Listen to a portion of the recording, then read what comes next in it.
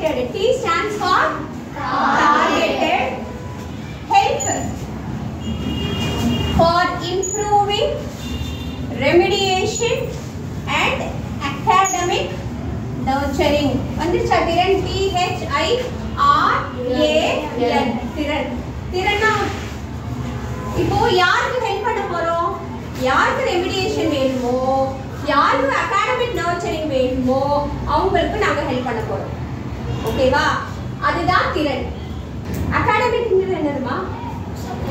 கல்வி சார்ந்த நர்ச்சரிங் என்று ஒரு வழக்கம். ஒரு செடியை நர்ச்சர் பண்ணுவோம் இல்லையா? அதுக்கு என்னென்ன வேணும்? செடிக்கு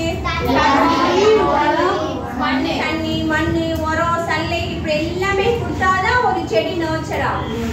அதே மாதிரி உன்னை நர்ச்சர் பண்றது தான் திறன். Page number 15 6th chapter naming words. பாரு, நம்ம வந்து ஒரு கேம் விளையாட போறோம். என்ன விளையாட போறோம்? கேம்.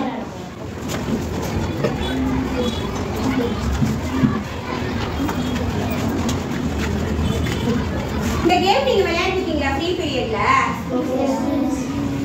ஷர்மிளா மட்டும் விளையாடிருக்கா?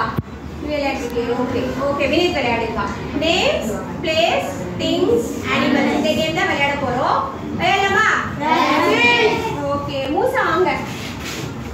ஏபிசிடி தெரியும்ல மூசா? வாங்க. நான் ஸ்டார்ட் சொன்னோனே நீங்க ஏபிசிடி ஸ்டார்ட் பண்ணணும். ஸ்டாப்னா நீங்க எந்த ஆல்பபெட்ல முடிக்கிறீங்களோ அதுதான். ஓகேவா? ஸ்டார்ட். ஸ்டாப். ஜீல முடிச்சிருக்காரு. எதுல முடிச்சிருக்காரு? ஜி. இப்போ உங்களுக்கு என்ன டாஸ்க்னா, ஜீல ஒரு பேரு, ஜீல ஒரு பிளேஸ், ஜீல ஒரு திங், ஜீல ஒரு அனிமல் பேரு கண்டுபிடிக்க முடியுமா?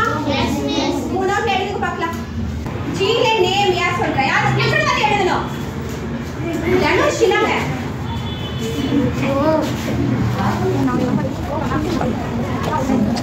ஜீக்கு கோகுல் எழுதிட்டாங்க. Very good. பிளேஸ்க்கு சீக்கிரம் வாங்க. பவித்ரா. Very good. திங்ஸ் யார் எழுதுறா?